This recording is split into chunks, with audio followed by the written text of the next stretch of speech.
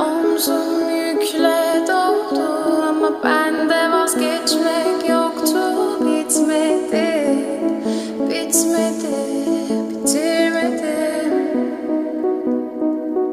Ben özel değilim ya da öyle bir şey, ama sen varken hep böyle hissettim, böyle hissettim. Yanan her şey gülmüyor olmalı, bunu sen de hatırlarsın da artık